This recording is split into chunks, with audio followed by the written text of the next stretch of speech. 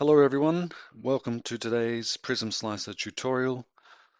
I'll be showing you some of the main key features here in PrismSlicer to make sure that you and your team are feeling more confident while testing the PrismSlicer software.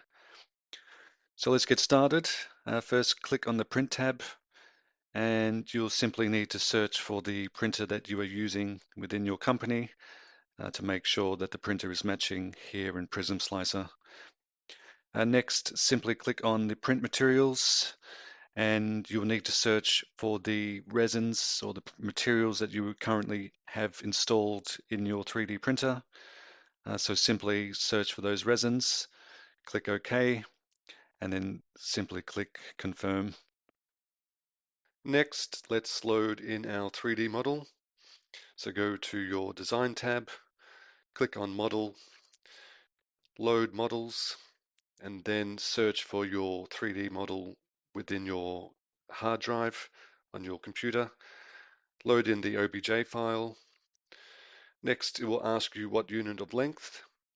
Click on the unit of length that you wish to use and click OK. To pan or move around the 3D environment, use the controls on your mouse.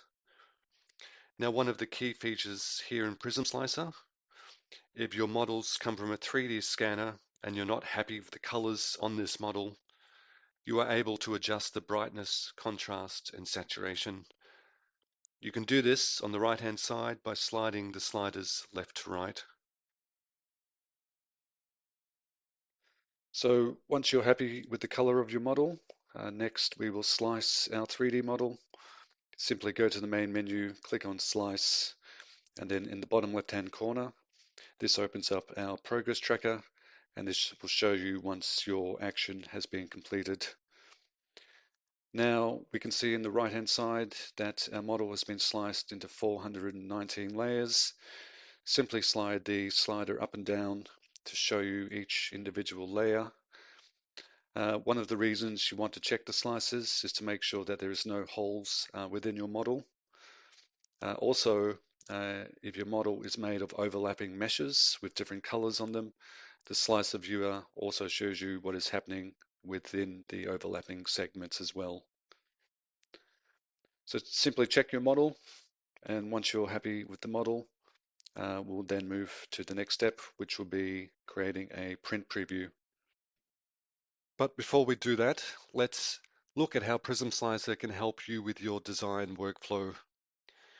Right now, you are probably designing and painting the models on the computer and rely on repeated test prints to confirm the colors can be printed.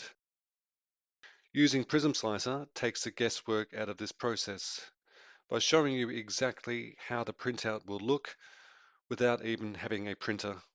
With these photorealistic previews of color, translucency, and texture, you can refine your models purely on the computer. For example, between your modeling application like Blender and PrismSlicer. This avoids costly reprints and wasting of materials while being much faster than waiting for printing and post-processing. So let's go ahead and create a preview. So on the right-hand side, we have some resolution presets. So choose the resolution you wish for your image. Next, we have the sample count. This is important. So when you want to do a high quality render, you just need to turn the sample count to a lot higher number. But for your first test print, 22 is perfect.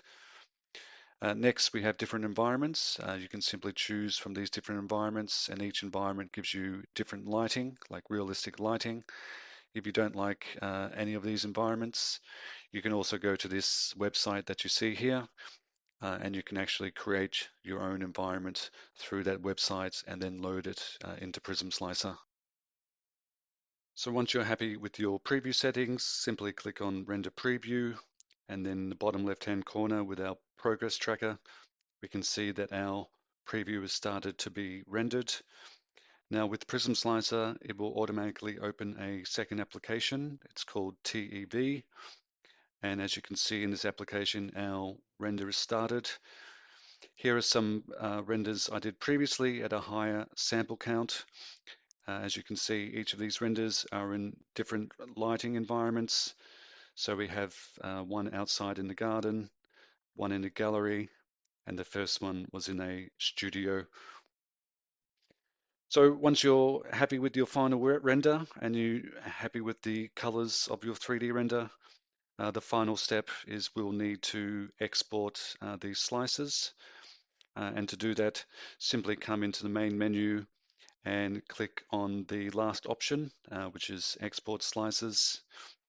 And then we'll create a new folder simply on your hard drive, and we will name this folder, and then we will create and we will export these slices to this folder.